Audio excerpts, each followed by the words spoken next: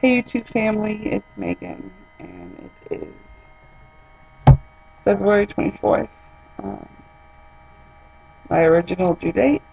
So if I was still pregnant, I would be 40 weeks right now. But I'm not.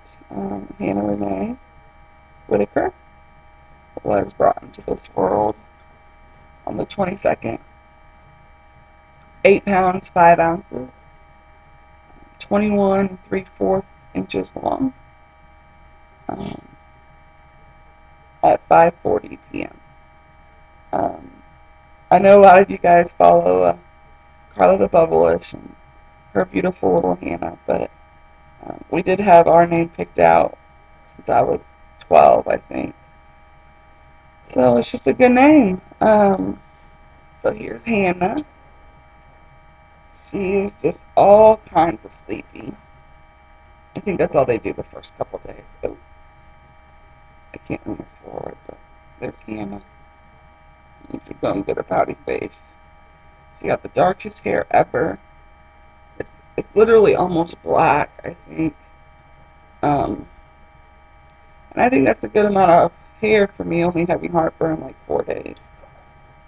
So, um, so we came in Sunday night.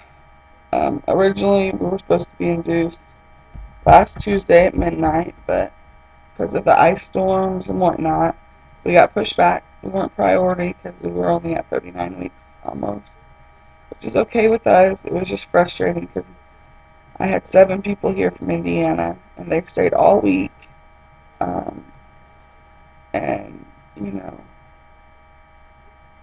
just forget the pregnancy hormones, just having that many family in a normal situation would be a lot of stress. But being 39 weeks pregnant and trying to control your hormones, um, I wouldn't have changed it for the world. But a couple days it kind of got loud. There were 3 kids, and everybody's trying to be their boss. Oh, that hurt. I can't laugh or cough, so sorry. Um, I loved the time we had. It was amazing. But I felt bad because they were having to spend so much more money and missing work, and we still didn't know when she was going to come. But anyways, um, so last week we went to the Oklahoma bombing memorial. We took them to a museum. They got to go swimming at the hotel. We went to the park. We went to the lake. So it was tons of fun. I do thank God for that extra time I got to spend with them. And it makes Hannah's story uh, quite interesting. So Sunday night we came in, 7 p.m. They started my cervadil, and then at 8 a.m. they started my pitocin. By by by 4 o'clock, I had maxed out at 24 on the pitocin, and my cervix still had done nothing.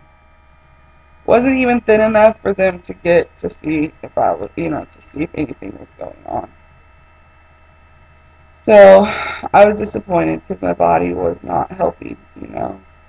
I know inductions aren't, natural anyways, but, these hormones usually, these artificial hormones usually do help jumpstart people into labor. So I was sad my body wasn't, helping out with this induction, and so they turned the Pitocin off and let me shower, let me eat, and then they did the cervadil again. So I thought happy thoughts all night. Cervadil didn't do anything again. I was still completely froze. So by morning, they gave me the option to go home or to do a cesarean, seeing as I wasn't progressing and nothing was going on. Um, if you're gonna be a hater, if you're gonna leave comments, I'm gonna delete them. Um, this was our journey, and I should have done it differently, but please just respect, the way we did things. And I didn't know if I just had a fear of my PCOS causing me not to progress, if we came back in a week. Just going through the exact same thing, being in the hospital for days in. Um, so I opted in a C-section. So she was delivered at 5:40 on Tuesday.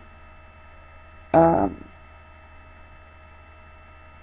and she's beautiful. Um, I am, of course, in pain. The nurses are wonderful. Um, breastfeeding's a pain. She just wants to sleep. So, but she's had several bowel movements.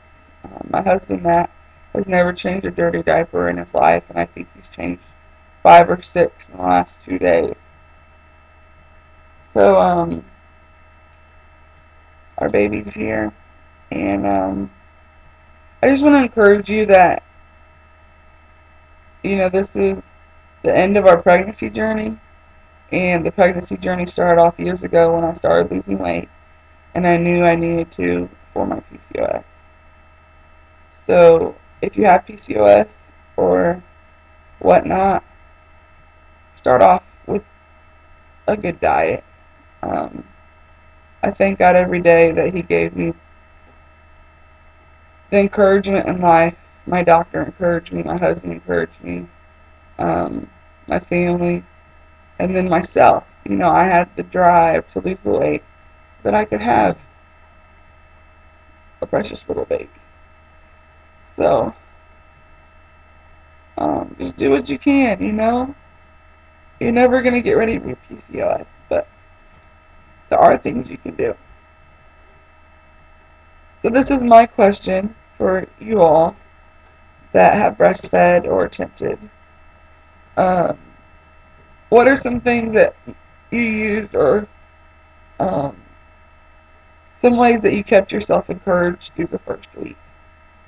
Because she's latching on amazingly. She's falling asleep. I'm tickling her. She's falling asleep. Um, all of the nurses are saying I'm doing a good job, but I still feel like I'm starving her. And I know I'm not. I know she's not going to starve. I know they lose weight the first week. Um, but what are some ways that you stayed encouraged? Um, maybe some ways that you kept your baby awake. Um, I know skin to skin or completely naked or tickling the feet or tickling the ears in a football position are some things that I've tried. And I know the first couple of days they stay really tired anyway, so maybe it'll get easier. But um, that's our story. There really isn't any more details. My spinal, I guess I did get all the way to the OR and almost prepped for my epidural or my spinal, and they canceled it. And it was just getting frustrated being canceled so many times. But I know that God was trying to teach us something, and um, it's going to be quite an interesting story to tell her when she's older. But that's my labor and delivery. I might make a more detailed one, but there's really not a lot of detail. You know, I did have contractions, but they just didn't go anywhere. Didn't do anything. But I'm going to get off here. Oh, I spooked her. I'm going to get off here, and I will talk to you ladies later.